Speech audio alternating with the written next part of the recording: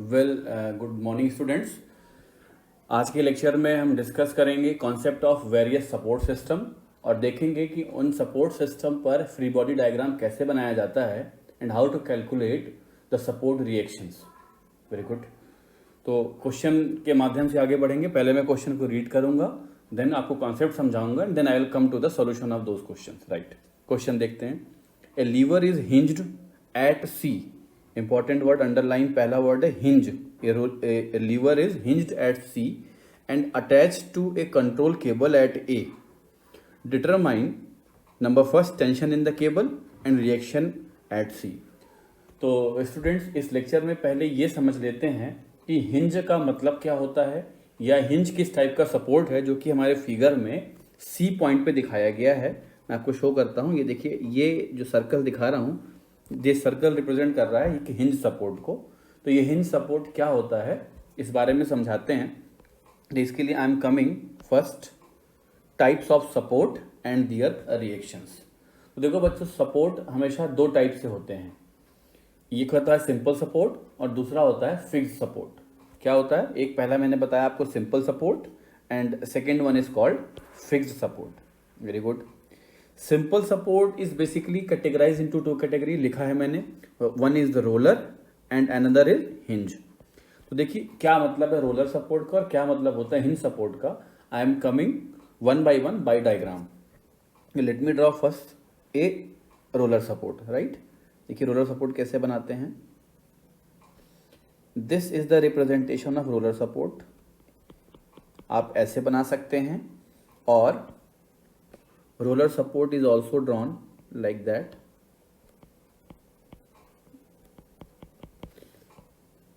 This hatch line represents कि ये किसी बीम का पार्ट है, बीम की लॉन्गिट्यूडनल एक्सिस है, जिसको मैंने कट करके दिखा रखा है। तो ऐसे सपोर्ट को रोलर सपोर्ट बोलते हैं। अब बच्चों, रोलर सपोर्ट कितने मोशंस को परमिट करता है, इसके अकॉर्डिंग हम रिएक्शंस कैलकुलेट करते हैं। जब भी अगर आप किसी काम को करना चाहें और उस काम को आप कर पाते हैं तो रिएक्शन नहीं आती है। लेकिन अगर आप किसी काम को करना चाहते हैं इन जनरल और उस काम को ना करने दिया जाए तो आप एक रिएक्शन प्रोड्यूस होती है कि मुझे वो काम क्यों नहीं करने को मिल रहा है। ये सपोज करो, एक छोटा सा एग्जांपल देता हूँ कि गेट खुला है, मैं आपसे कहूँ गेट से निकल जाओ, तो आप जब गेट्स को पार कर जाएंगे बहुत आसानी से, कोई रिएक्शन आपको नहीं मिलेगी। लेकिन अगर मैं कहूँ ये गेट बंद है, अब गेट को पार कर जाओ, तो जैसे आप गेट से टकराएंगे gate will offer a reaction to you. आपके मोशन को जैसे ही नहीं करने दिया गया, किसने नहीं करने दिया? गेट ने नहीं करने दिया, तो एक रिएक्शन मिलेगी। तो यही यहाँ पर भी होता है। रोलर क्या करता है, जिन जिन मोशंस को परमिट कर देगा तो उस डायरेक्शन में रिएक्शन नहीं आएगी, लेकिन जिन मोशंस को रोलर रोकेगा वहां हमेशा रिएक्शन मिलेगी। तो बच्चों देखो, रोलर क्या करता है। रोलर हमारे पास, हम यहाँ जो भी बात करेंगे, तीन टाइप के मोशंस की बात कर रहे हैं। एक वर्टिकल डायरेक्शन में यानी वाई डायरेक्शन में मोशन की, एक हॉरिजॉन्टल डायरेक्शन जिसके हम एक्स डायरेक्शन बोलेंगे, और एक अपनी ही एक्सिस पर घूमने की बात करेंगे हम, जिसको हम मूवमेंट बोलेंगे। तो रोलर इनमें से कौन कौन से मोशन को परमिट कर रहा है, इस बात को समझते हैं। देखिए, रोलर हमेशा क्या करता है, एक तो ट्रांसलेशन को परमिट करता है। ट्रांसलेशन का मतलब मैं ब्लू कलर के एरो से दिखा रहा हूं। हॉरिजॉन्टल डायरेक्शन में ये बीम क्या हो सकती है, अपनी जगह पर हॉरिजॉन्टल डायरेक्शन में टू एंड फ्रो मोशन कर सकती है। टू एंड फ्रो को आप ऐसे मत लें कि वाइब्रेट कर रही है। टू एंड फ्रो का मतलब सिंपल मैं क्या कह रहा हूं, ये हॉरिजॉन्टल डायरेक्शन, अगर ये रोलर है, this suppose this marker is a, let me take this marker is a roller. तो इस रोलर पर क्या होगा, ये रोलर इस डायरेक्शन में ऐसे आगे और पीछे मूव कर सकता है। राइट, आगे और पीछे मूव कर सकता है। दूसरा मोशन क्या है, ये अपनी एक्सिस पर ऐसे घूम भी सकते हैं रोलर। तो अगर कोई बॉडी अपनी एक्सिस पर घूम भी रही है तो हम उसे क्या बोलेंगे कि मूवमेंट परमिट कर रही है। क्या कर रही है बच्चों, ये इस तरीके से देखिए, ये अपनी एक्सिस पर मूव भी कर सकती है, तो इसने मूवमेंट भी परमिट किया। But which motion is not permitted, ये रोलर जहां पर भी लगा हुआ है, तो ये इसके ऊपर अगर कोई ऑब्जेक्ट है, सपोज इसके ऊपर कोई ऑब्जेक्ट है, तो इस ऑब्जेक्ट को नीचे नहीं जाने देगा। नीचे मतलब नीचे की ओर नहीं जाने देगा, मींस मोशन वाई डायरेक्शन में परमिट नहीं होगा। ना ये अपने आप ऊपर की ओर जा सकता है, ना ये नीचे की ओर जाने ही नहीं देगा रोलर। तो किस डायरेक्शन का मोशन रिस्ट्रिक्ट किया रोलर ने? केवल वर्टिकल डायरेक्शन के मोशन को रिस्ट्रिक्ट करता है। तो अगर कोई वर्टिकल डायरेक्शन का मोशन रिस्ट्रिक्ट कर रहा है तो मतलब रिएक्शन कहाँ मिलेगी बच्चों? सिर्फ वर्टिकल डायरेक्शन में। तो दैट मीन्स रिएक्शंस को मैं शो कर रहा हूं रेड कलर से, that is roller is offering A reaction in vertical direction, कि इस तरीके से इसको मैं आर से रिप्रेजेंट करूंगा। तो रोलर सपोर्ट एक ऐसा सपोर्ट है जो दो मोशन को परमिट कर रहा है और एक मोशन को रिस्ट्रिक्ट कर रहा है। मोशन परमिट कौन कौन से हैं? हॉरिजॉन्टल डायरेक्शन में मोशन परमिट है, मूवमेंट परमिट कर रहा है, अपनी जगह पर घूम सकता है, हॉरिजॉन्टल डायरेक्शन में मूव कर सकता है, लेकिन वर्टिकल डायरेक्शन के मोशन को वो रिस्ट्रिक्ट कर रहा है, इसलिए रिएक्शन कितनी आएगी? केवल एक रिएक्शन आएगी, एक रिएक्शन यहां पर मुझे मिलेगी। Very good.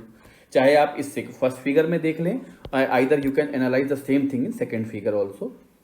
रोलर सपोर्ट को रिप्रेजेंट करने के दो तरीके हैं, तो आप कैसे भी दिखा सकते हैं। This is the roller support. Now I am coming to the hinge support. बच्चों हिंज का मतलब क्या होता है पहले एक डायग्राम से बताते हैं, फिर मैं हिंज सपोर्ट बना के दिखाऊंगा आपको, समझाता हूं फिर क्या होता है। Let me draw first. देखिए हिंज सपोर्ट और रोलर सपोर्ट के फिगर में आप डिफरेंस देख सकते हैं। क्या डिफरेंस नजर आ रहा है? नीचे से रोलर रिमूव कर दिए गए हैं। अब हिंज क्या करेगा? हिंज हमेशा दो डायरेक्शंस को रिस्ट्रिक्ट करता है और एक को केवल परमिट करता है। फॉर एग्जांपल, पहले समझना है, प्रैक्टिकल एग्जांपल आपका गेट, डोर है। डोर, दरवाजे पर क्या होता है? दरवाजा क्या अपनी एक्सिस से मूव कर सकता है? एक्स डायरेक्शन में नहीं कर सकता। वाई डायरेक्शन में मूव कर सकता है? नहीं कर सकता।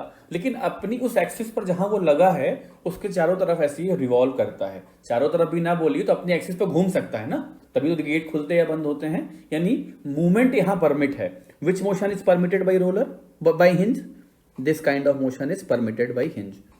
लेकिन जो नहीं परमिट कर रहा वो क्या है? ना वो कभी किसी चीज को एक्स डायरेक्शन में जाने देगा आगे, ना ही वो वाई डायरेक्शन में मूव करने देगा। तो यहां दो रिएक्शंस मिलेंगी, एक एक्स में और एक वाई में। तो मैं उन रिएक्शंस को शो कर रहा हूं स्टूडेंट्स। देखो this is, let's say y direction में तो ये आर वाई हो गई, और similarly reactions will be here in x direction, जिसको हम आर एक्स लिख सकते हैं। डायरेक्शन एक्चुअल में एरो अप होगा या डाउन होगा, लेफ्ट होगा या राइट होगा, वो आप कुछ भी एज्यूम कर लीजिए। प्रॉब्लम सॉल्व करते समय हम एक डायरेक्शन मान के चलेंगे। अगर डायरेक्शन हमने सही एज्यूम किया तो आंसर प्लस में आ जाएगा, और अगर गलत एज्यूम किया तो आंसर माइनस में आ जाएगा। गुड। तो यहां से हमने समझा कि रोलर क्या करता है? दो मोशन परमिट करता है, एक रिस्ट्रिक्ट करता है, इसलिए एक रिएक्शन आएगी। हिंज दो मोशन रिस्ट्रिक्ट करता है, केवल एक परमिट करता है, इसलिए दो रिएक्शंस आएगी। सेकेंड सपोर्ट होता है बच्चों हमारे पास फिक्स सपोर्ट। ये मैंने लिखा हुआ है, देखिए फिक्स सपोर्ट, जिसको हम बिल्ट इन सपोर्ट भी बोलते हैं। चाहे आप फिक्स बोल दीजिए, चाहे उसको बिल्ट इन बोल दीजिए, चाहे उसे क्लैम्प सपोर्ट बोल दीजिए। तो इसका डायग्राम भी एक बार देखते हैं क्या होता है। Let me draw its diagram first. देखो fix support is nothing but, आपने देखा होगा घरों में दीवार में छज्जे निकले होते हैं, तो वो छज्जा अंदर से क्या होता है? फिक्स्ड होता है। That is the simple kind of a cantilever. पर कैंटिलीवर एक साइड से फिक्स होता है और फिक्स सपोर्ट दोनों साइड से फिक्स हो सकते हैं। तो अभी मैं एक साइड से आपको दिखा रहा हूं फिक्स करके। अब यहां क्या होगा? ये तीनों ही मोशन को रिस्ट्रिक्ट कर देगा। जैसे जैसे सपोज कीजिए ये मार्कर है, इसको मैं ऐसे ऐसे फिक्स कर लो अपने हाथ के अंदर, हाथ में मैंने फिक्स कर लिया। अब ना ही ये नीचे जा सकता है ऐसे, ना ये इस डायरेक्शन में मूव करेगा, और ना इसको मैं इसकी एक्सिस पे घूमने दूंगा। फिर से समझिए, ये मैंने मार्कर को ऐसे फिक्स किया हुआ है दीवार के अंदर। सपोज कीजिए कोई भी रॉड है, इसको फिक्स किया हुआ है, तो ये ना ही ये एक्स एक्सिस में मूव करेगी, ना ये वाई एक्सिस पे मूव करेगी, ना अपनी एक्सिस पे घूमेगी। तो इस तरह से तीन मोशन रिस्ट्रिक्ट हो गए। तीन मोशन रिस्ट्रिक्ट मतलब तीन सपोर्ट, तीन रिएक्शंस यहां पर मुझे मिलेंगे। तो what are those reactions students? Let's see. Here it will be reaction in y direction, इसको मैं आर वाई लिख देता हूं। Similarly reactions will be in x direction, R x हो गया। और थर्ड रिएक्शंस और यहां पर आ जाएगी, जिसको मैं एक अलग कलर से शो कर रहा हूं। ये होगा, इसको ऐसे शो करेंगे, it is called what? Movement reaction. M लिख दिया इसको, मूवमेंट भी आएगा यहां एम। तो देखिए रिकॉल कीजिए, फिक्स सपोर्ट मतलब एक ऐसा सपोर्ट जहां तीन मोशन रिस्ट्रिक्ट हैं, तो तीन रिएक्शंस हो गई, F x, F y and movement reaction. Hinge दो मोशन रिस्ट्रिक्ट हैं तो दो रिएक्शन हो गई, F x and F y. और रोलर एक मोशन रिस्ट्रिक्ट है तो एक रिएक्शन हो गई, जिसको हम बोल दिया आर वाई, वो वाई डायरेक्शन में। तो बच्चों हमारे पास इक्वेशन भी तो तीन ही होती है इक्विलिब्रियम की। हमने मोस्ट जनरल केस देखा था, non coplanar non concurrent force system, sorry coplanar non concurrent force system, जहां पर हमने ये देखा था कि तीन तरीके की इक्वेशंस मिल सकती हैं, summation F x zero, summation F y zero और समेशन एम जीरो। तो मैक्सिमम तीन इक्वेशन, तीन अननोन इजिली हम सॉल्व कर सकते हैं। इसके बाद अगर कोई भी एक सपोर्ट और बढ़ गया, कोई भी एक सपोर्ट बढ़ गया, तो उस इक्वेशंस को हम सॉल्व नहीं कर सकते, उस अननोन को हम कैलकुलेट नहीं कर पाएंगे उन इक्वेशन से जो हमने अब तक पढ़ा है। उसके लिए हमें कॉम्पैटिबिलिटी की जरूरत पड़ेगी। कॉम्पैटिबिलिटी का मतलब जैसे डिफ्लेक्शन की इक्वेशन, डिफॉर्मेशन की इक्वेशंस, पर उसको अभी आपको नहीं पढ़ना है, क्योंकि हम जितना पढ़ेंगे वहां सिर्फ 3 अननोन 3 रिएक्शंस कैलकुलेट करने होंगे। ठीक है, तो इस बात को समराइज करता हूं एक टेबल के थ्रू। मैंने लिखा है मोशन, वर्टिकल, एक्सियल, रोटेशन और उसकी रिएक्शंस कितनी पॉसिबल होंगी हॉरिजॉन्टल डायरेक्शन में, और वर्टिकल में हम डाउनवर्ड चल रहे हैं, टाइप्स ऑफ सपोर्ट। तो देखिए रोलर में कौन कौन से मोशन पॉसिबल हैं, जो पॉसिबल है उनको मैं टिक करूंगा। वर्टिकल डायरेक्शन में मोशन पॉसिबल है, नहीं पॉसिबल है। Axial yes, rotation yes. तो कितने रिएक्शन आएगी, जितने क्रॉस होती रिएक्शन है एक रिएक्शन मिलेगी यहां पर। हिंज में वर्टिकल नहीं हो सकता, एक्सियल नहीं हो सकता, बट रोटेशन हो सकता है, 2 रिएक्शन। फिक्स्ड में ना वर्टिकल होगा, ना एक्सियल होगा, ना रोटेशन होगा, तो 3 रिएक्शन होंगी। तो 3 रिएक्शन मैक्सिमम हमें कैलकुलेट करनी है। अब हम अपने प्रॉब्लम में आते हैं और देखते हैं इस क्वेश्चन में क्या कहा गया है। ठीक है, क्वेश्चन को एक बार फिर से देख लीजिए। क्वेश्चन में लिखा है a lever is hinge at C and attach to a control cable at A, determine tension in the cable. Cable आपकी एडी है, जो रेड कलर से दिख रही है, AD is the cable, and reaction at C. C का मतलब hinge पर रिएक्शन कैलकुलेट करनी है बच्चों। बहुत आसान सा क्वेश्चन है। तो चलिए इस क्वेश्चन को मैंने यहां ड्रॉ किया और कैलकुलेट करके देखते हैं क्या हो सकता है। राइट, तो सबसे पहले what I need to do कि ये पता करना कि यहाँ कितने अननोन है। तो देखो 3 अननोन मिल रहे हैं। एक अननोन हो गया केबल में टेंशन, जिसको आप टी से दिखा सकते हैं, और दूसरे अननोन क्या हो गए, हिंज पे 2 रिएक्शन, एक एक्स डायरेक्शन में और एक वाई डायरेक्शन में। Very good. तो प्रॉब्लम को सॉल्व करते हैं और पहले अननोन कैलकुलेट करते हैं। तो मैं क्या कर रहा हूं, ट्रायंगल एडीसी ले रहा हूं बच्चों। देखो triangle ADC, right. Triangle ADC में I am interested to find out the value of AD first. मुझे एडी निकालना है। तो एडी निकालने के लिए ये interior angle will be how much, ये कितना हो जाएगा आप देख सकते हैं। ये this angle is given 20 degree. ये आपको अगर 20 डिग्री दिया गया है तो usually you can write this angle will be equal to how much, 70 degree. ठीक है बच्चों, ये एंगल कितना हो जाएगा यहां से, 70 डिग्री। सिंपल ज्योमेट्री है। तो apply cosine rule. Cosine rule से हम एडी कैलकुलेट करने वाले हैं। किसमें, इस जो भी आपका ट्रायंगल दिया हुआ है एडीसी, तो इसमें हम लगाते हैं और कोसाइन रूल और लिखते हैं what will be the value of AD. तो देखिए AD square will be equal to AC square plus CD square minus 2 times AC CD और cos of 70 डिग्री। बहुत आसानी से लिख सकते हैं आप। ट्रायंगल ADC में या ACD आप बोल लीजिए। यहां से मैं AC मुझे पता है 80 और CD पता है 100। तो बच्चों देखो AD square is equal to this is 80 square plus 100 square minus 2 into 80 into 100 into cos of 70। तो let me calculate the value of AD. This is 80 square plus 100 square minus 2 into 80 into 100 into cos of 70 and its square root, and this I am getting 104.53। तो मुझे AD मिल गया 104.53 mm। Good. तो मैं इसको यहां लिख देता हूं, this I have calculated 104.53 mm। क्यों निकाला इसको, क्यों निकाला, इसलिए ताकि मुझे पता चल सके कि एंगल मतलब एडी जो थ्रेड है, जो धागा है, जो स्ट्रिंग है, उसका कितना इंक्लिनेशन है विद रॉड एसी। तो मेरा मेन मकसद क्या है ऐसा करने का बच्चों, मैं इस एंगल को निकालना चाहता हूं अल्फा। तो अब अल्फा निकाल सकते हैं। इसी ट्रायंगल में साइन रूल अप्लाई कर देते हैं।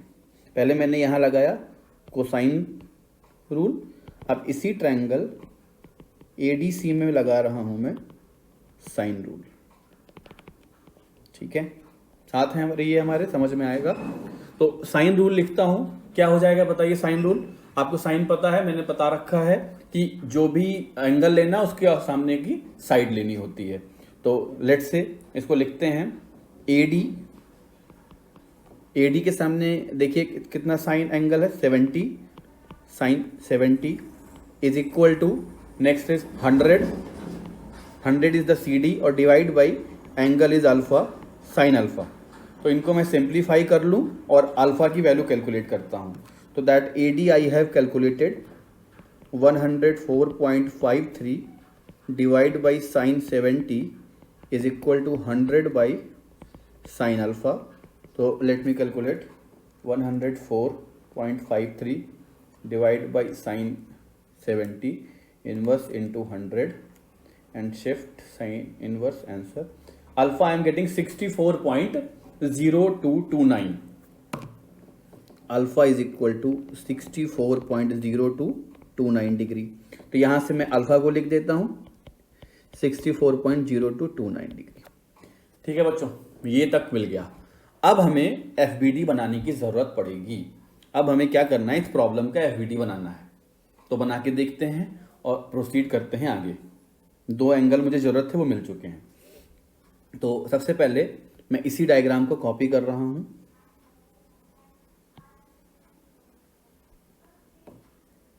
Late me copy this diagram and going to paste here.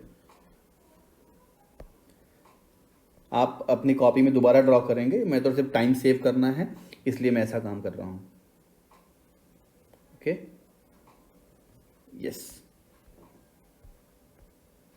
ये मैंने डायग्राम कॉपी कर लिया, राइट। 100% स्केल पे काम करते हैं, यस। तो सबसे पहले मैं क्या करूंगा, एक रॉड को ड्रॉ करेंगे, yes. Late me draw again, just a minute, it's a video problem. See, so now I am going to draw FBD of this rod. Very good. क्या करते हैं, इस रॉड को ड्रॉ करते हैं। Yes, this is the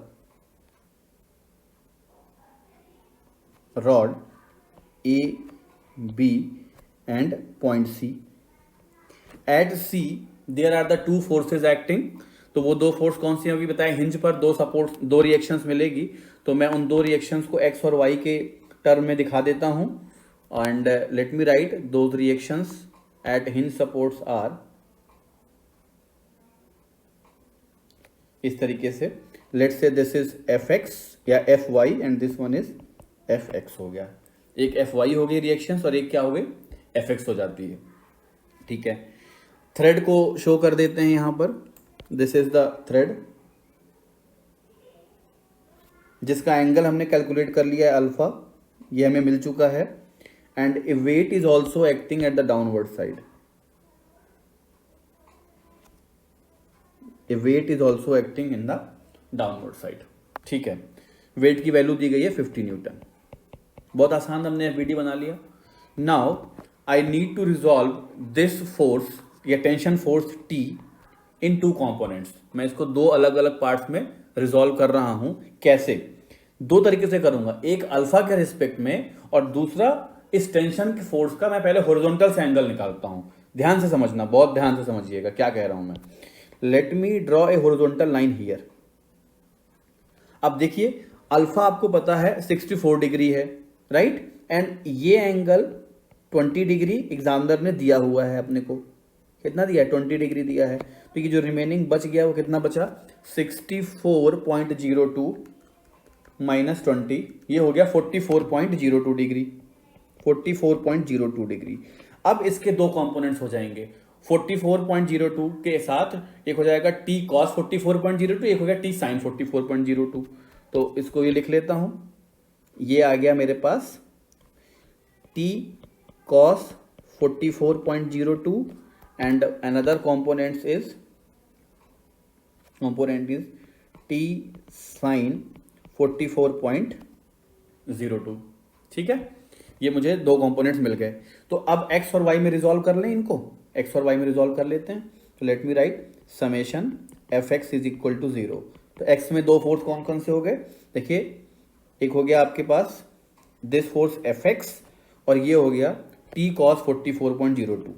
तो F x is equal to T cos 44.02, this is equation 1। Summation in F y direction is equal to 0 कर लेते हैं।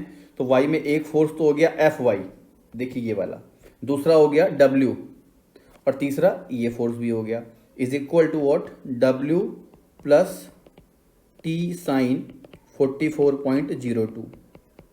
ठीक है बच्चों, मुझे यहां से एफ एक्स मिल गया और एफ वाई मिल गया। अब आपके पास देखिए एफ एक्स भी अननोन है, एफ वाई भी अननोन है और टी भी अननोन है।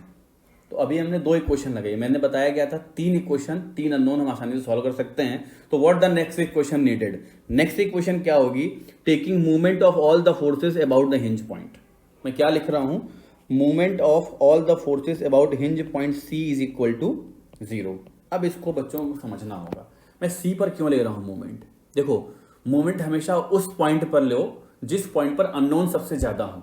फायदा क्या होगा कि अगर जिस पॉइंट के अबाउट मूवमेंट ले रहे होते हैं उस पॉइंट पर जितने भी फोर्सेस होंगे उनका मूवमेंट उस पॉइंट पे 0 हो जाएगा, क्योंकि फोर्स का मूवमेंट का मतलब होता है फोर्स इनटू परपेंडिकुलर डिस्टेंस। किसकी परपेंडिकुलर डिस्टेंस, फोर्स की लाइन ऑफ एक्शन से उस पॉइंट के बीच की दूरी, और फोर्स और वो पॉइंट दोनों एक ही जगह पर हैं तो परपेंडिकुलर डिस्टेंस 0 हो गई, इसलिए मूवमेंट 0 हो गया। तो अब हम क्या करेंगे, मेरे पास सिर्फ 2 ही फोर्स हैं बच्चों। कौन से 2 फोर्स हैं, एक तो ये टी फोर्स है और दूसरा ये W is equal to 50 Newton का फोर्स है। इन्हीं दोनों का मुझे मूवमेंट लेना है। बट अब हम मूवमेंट लेते समय इस बात को बहुत ध्यान से समझना, इस तरीके से ये डिस्टेंस दी गई है। देखिए प्रॉब्लम में एग्जामिनर ने बहुत अच्छा क्वेश्चन फ्रेम किया है, जरा सी गलती की है तो सवाल गलत हो जाएगा। This distance is given how much in the question 80 mm and this one is given 130 mm। तो कितने बच्चे समझ सकते हैं कि जो वेट W है इसका एक कंपोनेंट अगर मैं इस डायरेक्शन में लूं, क्योंकि मुझे इस लाइन से परपेंडिकुलर लेना है ना, बिल्कुल ऐसे परपेंडिकुलर, तो ये एंगल 20 है, this is 20, this will be 90, तो ये कितना हो जाएगा बच्चों 70। तो ये अंदर का एंगल कितना आएगा, बहुत आसानी से बताइए, 20 डिग्री आएगा। 20 डिग्री मुझे एंगल का अंदर का एंगल मिल गया। तो फोर्स का कंपोनेंट 20 डिग्री के अलॉन्ग कितना हो जाएगा, फोर्स का कंपोनेंट 20 के अलॉन्ग हो गया 50 cos 20, राइट।